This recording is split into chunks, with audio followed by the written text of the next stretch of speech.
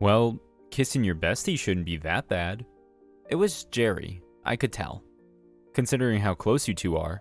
He kept droning on and on about 100 different things, but my eyes were fixed on my best friend, Noah, the entire time. He hadn't looked away from me either.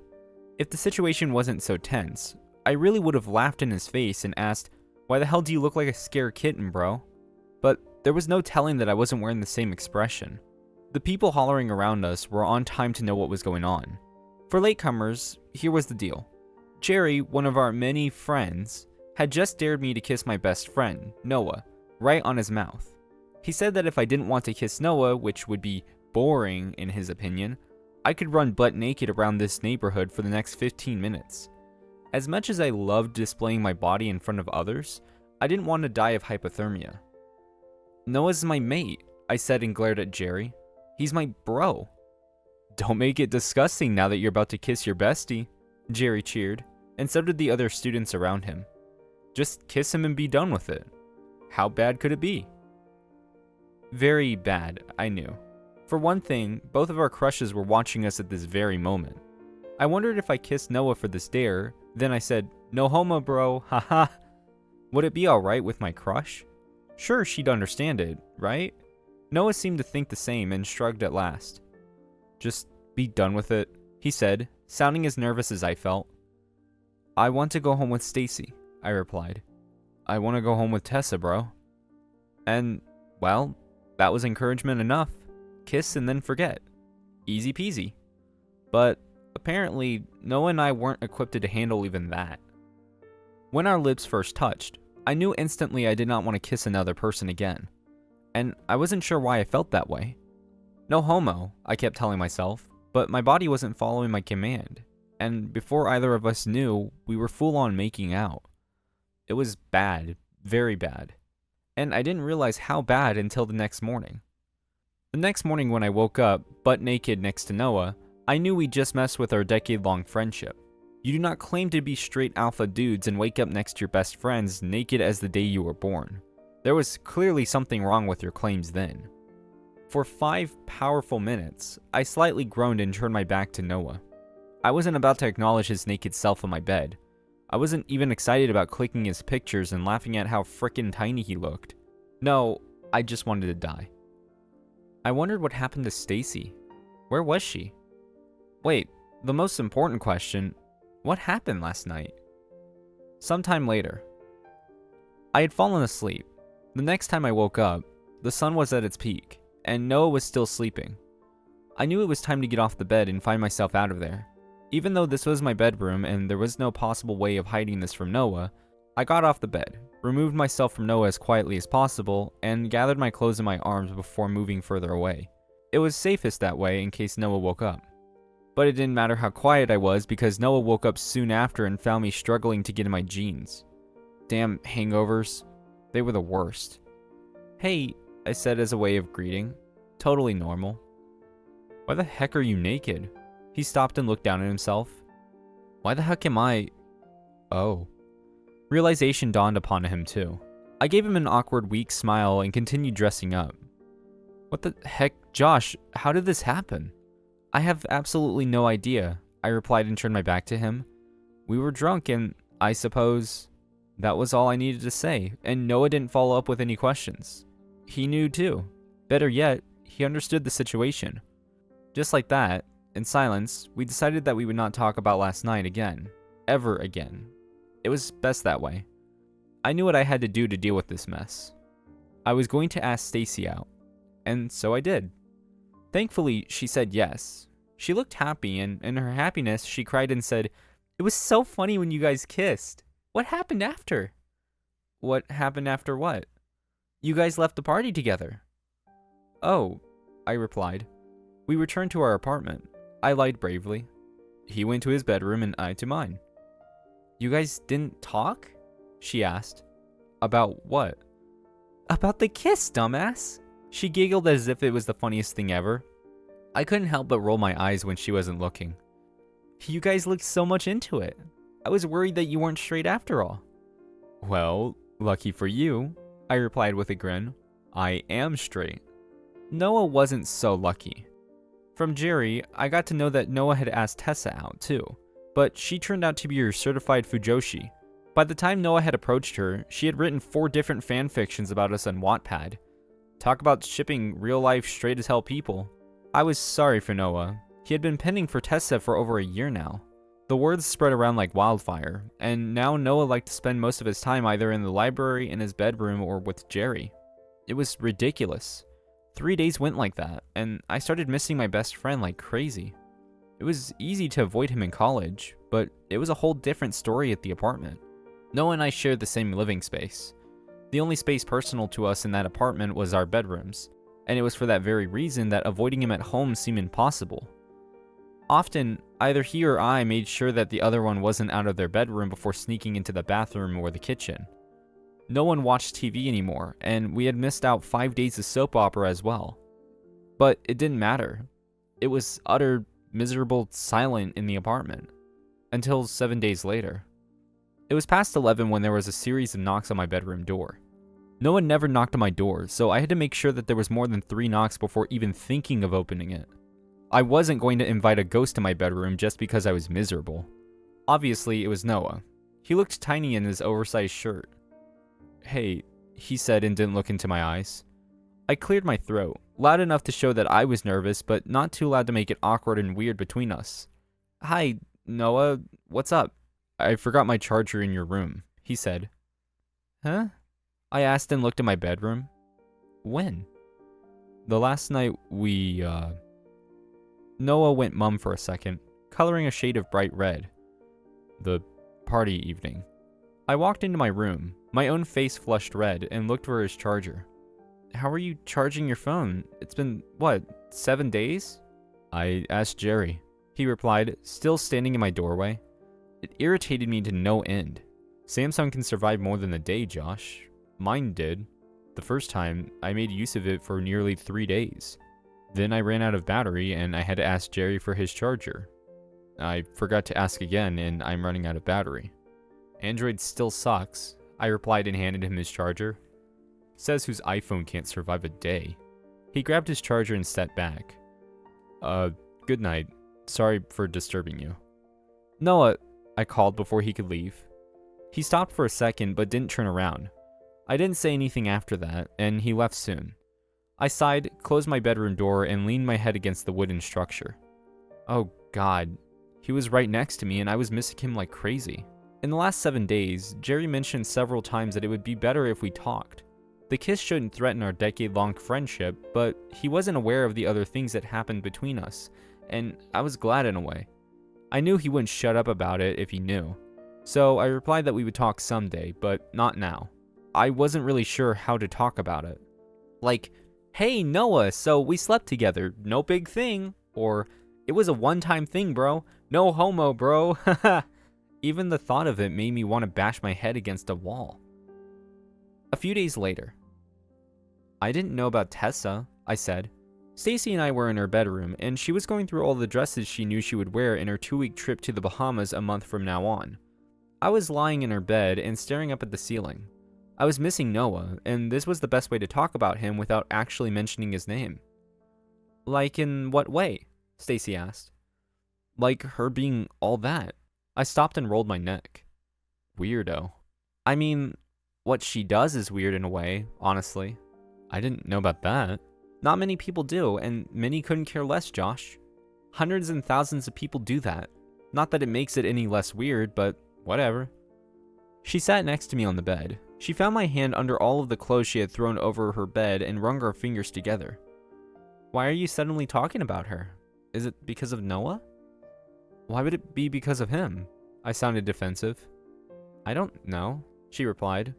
"Are you guys fighting or something? I haven't seen you two together in a while, and it's weird as heck." "He's on his period," I replied. She gasped at me. "I am joking." I gave an awkward laugh. Why was I so stupid? Stacy smiled and lied down next to me. I subtly shifted away from her. She didn't seem to notice. She probably thought I was giving her space or something. "You haven't kissed me once." "Huh?" "Ever since we got together, you haven't kissed me once. It's weird dating the best kisser in college and not getting kissed by him." I wasn't sure where that came from. I only had one relationship in my life so far, and the girl was too easy to please, just like I had been. It was all on her, building up this reputation for me. After her, I'd spend most of my days pinning for Stacy. I swallowed, suddenly nervous. I haven't been in the mood. Oh, come on, she said and tried to kiss me. But I didn't feel ready. Even though I was well aware of how many years I'd spent dreaming the same, just like it was with Susie, my ex, I didn't want to kiss Stacy either. Even so, I put in an effort because even the thought of not taking this chance sounded ridiculous to my ears. When she was done, I escaped her home with some flimsy excuse and silently decided I didn't want to return there anymore. I thought the day would be over just like that, but I was wrong. Precisely because I found Noah on my way, walking in the direction of our apartment. His shoulders were dropped low and so was his head. It felt like he was your typical 19th century man burdened with a million different worries. Immediately, I was reminded of the date, and when I did, I couldn't help but wince in shame. It was Noah's Nana's death anniversary. Noah was close to her. She'd passed away 2 years ago after a long fight with brain cancer, and there I was, having him left behind to do what exactly? Yeah, exactly. I was embarrassed to my core. And then, without thinking much on the matter, I dragged my legs towards Noah and whistled a tune that we were both very familiar with. He turned around immediately and looked at me curiously. This was the kind of look that I didn't know how to react to. I'd never imagined Noah looking at me like that. Ashamed, I dipped my head a little. Hey, Noah. Noah didn't reply. He started walking again, this time like a ghostly figure. I knew he was hurt by my carelessness, and I was very close to begging on my knees for his forgiveness. Noah was a big part of my life, and to imagine him getting hurt because of something stupid that I did was disheartening. I'm sorry, I said. What are you sorry for? I know, it's your Nana's death anniversary, and I wasn't there with you. You have to know how sorry I am about this. It's alright, Josh. I'm sure you had something important to do. He sounded so understanding that I was ready to burst into tears. I wasn't busy. I'd been forcing myself to kiss Stacy just half an hour ago. I'm still sorry, I replied. It's alright. I wondered if I should tell him about my stuff with Stacy. Then I thought, well, since there wasn't anything else we could talk about given the glaring awkwardness between us, I decided to broach the subject anyway. Maybe in this way, I could find out what happened with Tessa too. I didn't like kissing Stacy, I said. You said the same for Susie too. She was pretty. I mean, I stopped and shrugged. It's almost like I like chasing them, like just the thought of chasing them. And then when we are finally dating, it's all over. Gosh, that makes me sound like a horrible person. Noah gave a small chuckle. You're a horrible person, Josh. For some reason, I thought he meant it in relation to the night we spent together a week or so ago. I'm sorry, I replied. Maybe you should tell her. He suggested instead. What should I tell her? That, hey, Stacy, maybe I'm not into you. I groaned and rubbed a hand over my cheek. She'd immediately think I'm gay or something. Are you? Noah asked, avoiding my eyes. No, man. I gave him a small nervous laugh. What kind of question was that anyway? Why are you asking me that? You know I'm straight. Straight men do not hate kissing girls. Noah commented, gave me a look, and disappeared into our apartment. I stayed standing right outside and looked at the empty space in front of me. What was that? I asked myself. But what Noah had said didn't leave my mind at all. In fact, all things considered, I didn't think about anything else but what Noah said. A few days later. And honestly, there was little effort from Universe's side for me to get over that particular night. We were at a party. Noah and I were best friends, so of course the sight of us kissing passionately was a topic of massive discussion around the campus. There were several videos and posts about us, though now they were fewer in number, and it was a fruitless effort to escape from the taunting remarks and questions that people asked me. I assumed Noah was going through the same. But the more they spoke, the more I thought about Noah's comment. Mostly it was because I wanted to prove to Noah that he was wrong in his assumption, if it was an assumption, and I was ready to prove him wrong. Before I could do a lot about it, Noah and I had stumbled into each other one late night. I was going into the kitchen to sneak some snacks, and by the looks of it, Noah was doing the same. We looked at each other for a second before Noah tried to excuse himself. I grabbed his arm and then immediately dropped it. It wasn't like I didn't touch Noah before the whole sleeping together thing that happened, but I usually didn't notice what kind of feelings he ignited in me. I used to tell myself that it was probably because I felt comfortable around him. Now that I kissed him and knew what he felt like, I knew it wasn't ever as simple as that. Noah, we need to talk, I began. It's almost midnight. Noah replied. Tomorrow's Sunday. I couldn't help but point that out. Besides, we both know you're a night owl. Let's talk, Noah, please.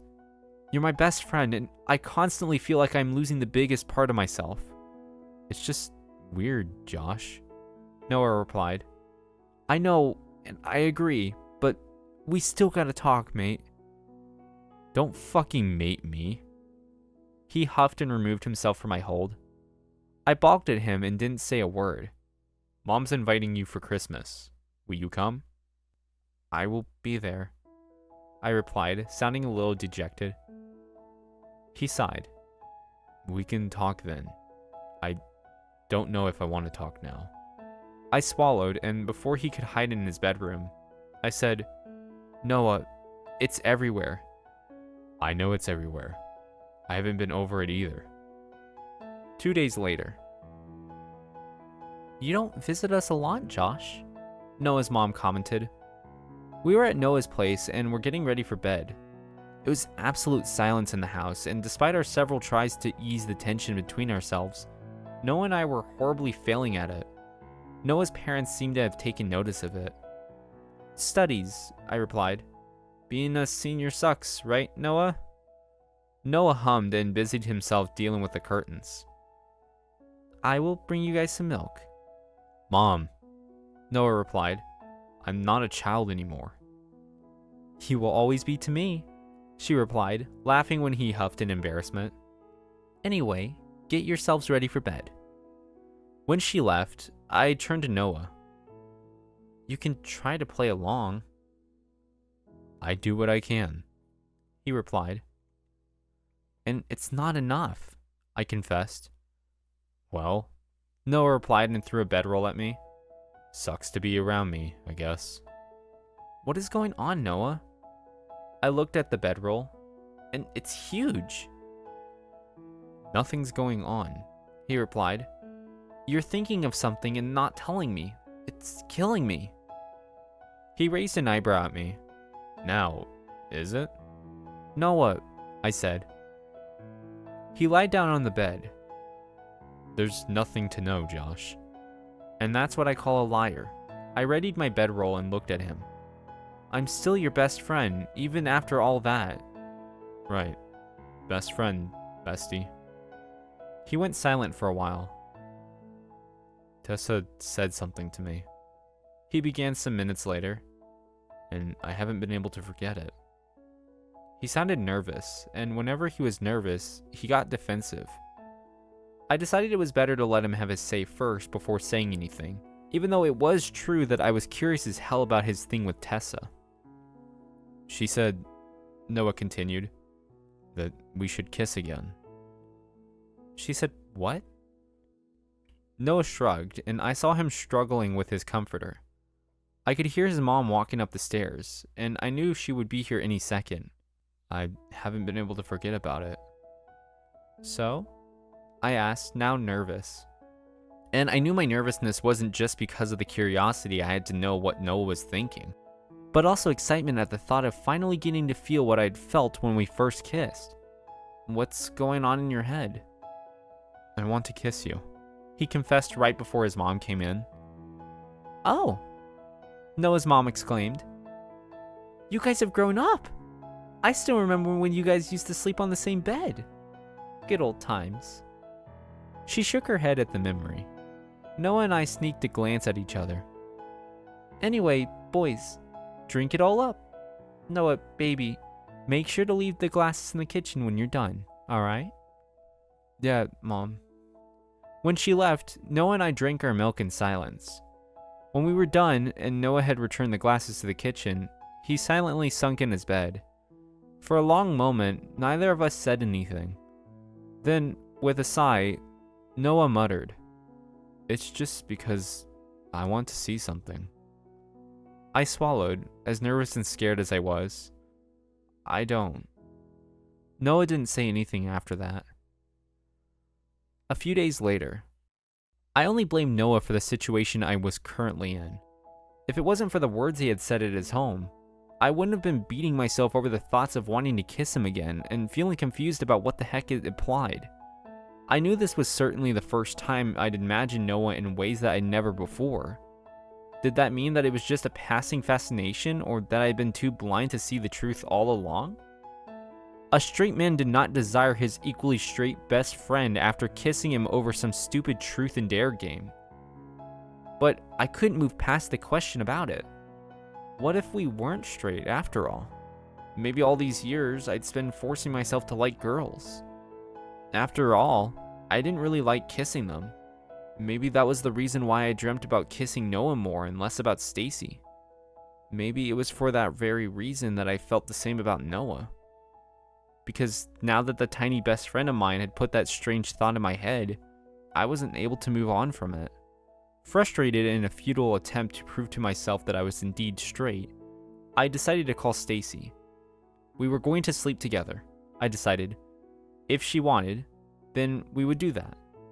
In that way, I'd be able to prove to Noah that he was wrong and that it was only him that thought of such things, even though it was the furthest from the truth. She sounded excited and came over to my place in less than half an hour.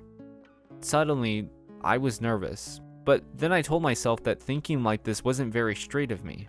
So I shook my head and reminded myself that I needed to get my head in the game. And so I did. Only, it felt exactly like it did with Susie. Nothing. Felt like nothing. It felt like an act done just because it was just another act. There was no special feeling, no heart racing 100 miles per second feeling.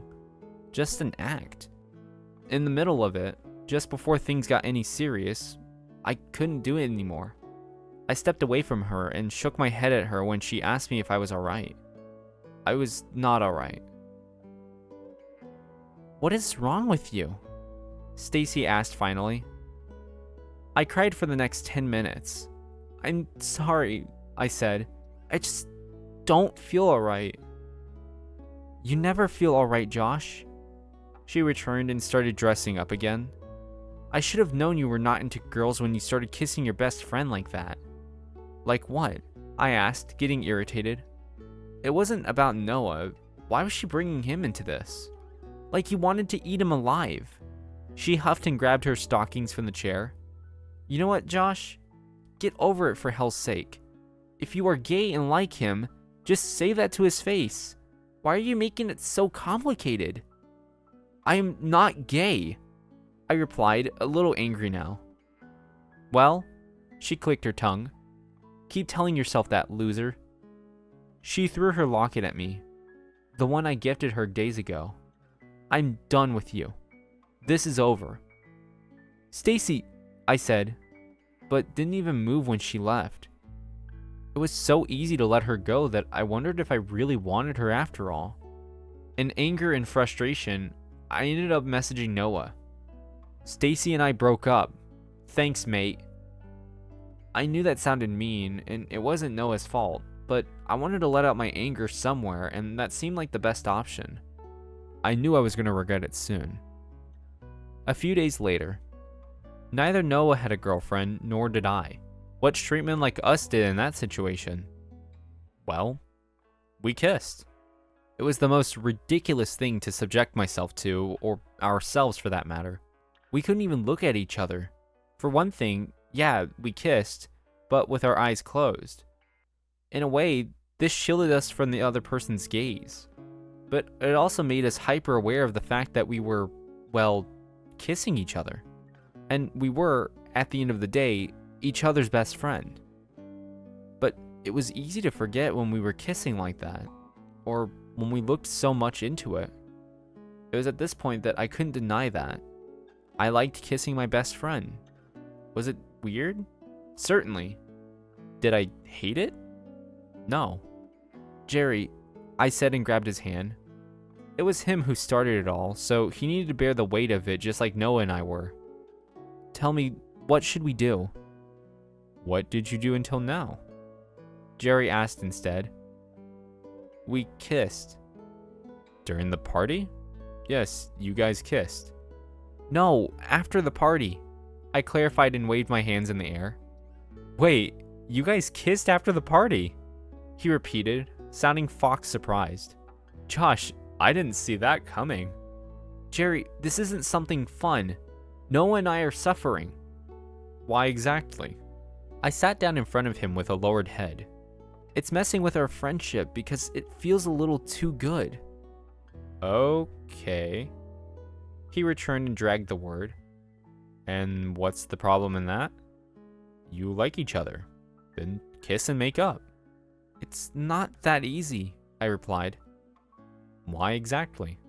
Jerry asked and looked at me with imploring eyes. Yes, why exactly?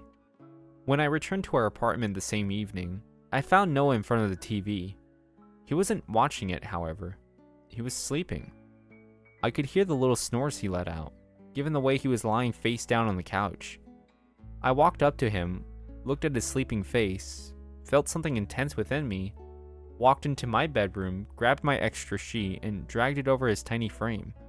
At this point, I knew it was foolish pretending that I was straight. A few days later, I was standing in front of Tessa, and she was looking a little too excited at the idea of getting some inside news between Noah and me. She demanded payment in return for answering my questions. I couldn't believe I was here. So, what is it that you wanted to ask?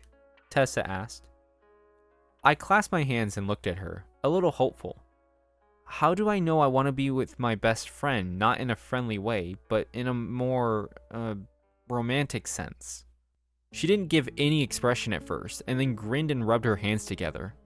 I suddenly felt nervous. Oh, I love this question.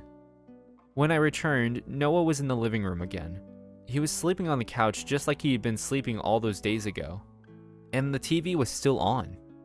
I switched it off, grabbed an extra sheet from my bedroom, and moved it to drape it over him.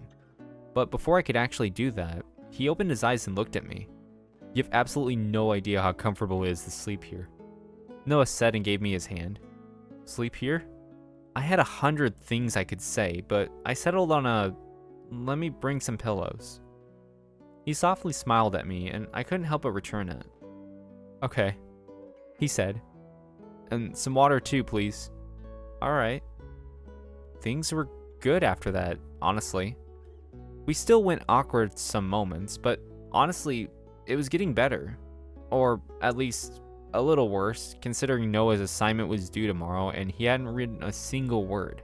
When he knocked at my door at midnight and reminded me that we needed to finish this assignment by 5 or the next evening, I looked at him in awe. Wow, Noah, I'm glad you haven't changed. He ducked his head as if trying to appear as harmless as possible. Josh, he began, I need your help, please. You have to help me. I sighed and welcomed him in my bedroom, and not for the first time.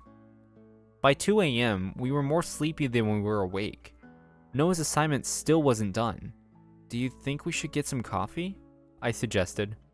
Then we will not be able to fall asleep, he replied as he continued to note down the arguments I'd prepared beforehand. Like only 15 minutes ago. And we need sleep. Considering the snail speed you're working at, I do not think we're getting any sleep. He looked at me with a little puff in his breath. I'm trying. And coffee will help, I replied and carefully brought my hand to his hair. He had the softest hair, and I couldn't believe I hadn't paid much attention to it in the years that I was his best friend. Talk about being blind. I massaged his head a few times and then pressed a kiss against his ear. In the days leading up to this moment, we had come to the mutual conclusion that we needed to take things slow. Sometimes it felt too slow, considering I knew how he felt under my touch. But Noah had allowed several small kisses and touches in the past few days, and I knew this one would be excused too. So when he sighed, I pressed another small kiss on his ear. I will bring some coffee. Is it done with Stacy? Noah suddenly asked. I shrugged where I was standing. Pretty much done, yeah. We don't talk anymore, honestly. Noah ran his pen over his spare notebook. Have you told her? She already knows, Noah. Okay. He replied. Josh, I know this is very early, like, insanely early, but I'm telling my parents about this. I stopped in my tracks. About what? Not you, Noah promised. Just me. I will tell him that I have suspicions. Just that. Nothing more. Get them ready for it, I guess. He gave me a small laugh. Alright, I replied. Sounds good. A few days later. I don't want to sound like a loser. I began and looked up at the night sky. We were sitting on our balcony and Noah had placed almost all of his weight over me. But I felt miserable when you weren't talking to me. Oh, I felt the same. Noah replied and commented at me. I think it's cold here. I commented. He nodded. It definitely is. But still, neither of us moved. What did your parents say? Nothing bad, Noah replied. Mom said she kind of knew something like that would happen. I asked her why she thought that, and she shared this Facebook post link with me. It was from the party. We were kissing in the video. Oh, God, I muttered. I wonder what she thought when I was there. Noah gave a small laugh. She thought we were fighting, which we were, by the way.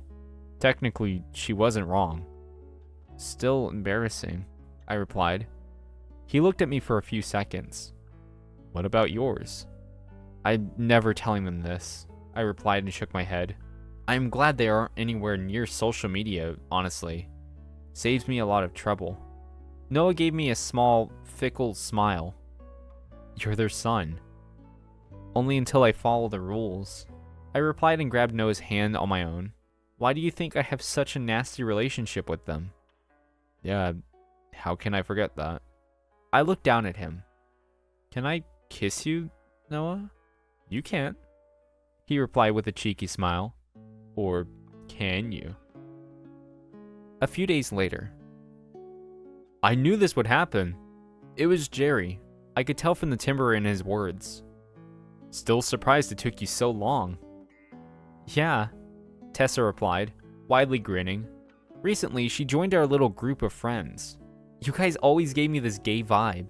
I was waiting on you two. I looked at Noah and we both gave a small laugh. This was the girl I had a crush on, Noah said and laughed.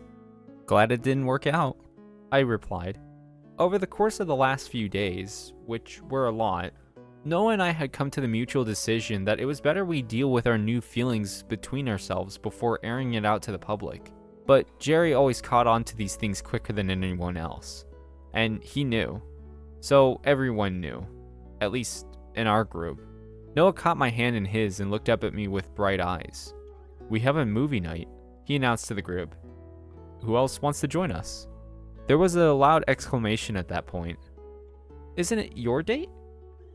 We aren't dating, I replied. Jerry looked at us, a little confused. What do you mean? What's that? He pointed at our joined hands.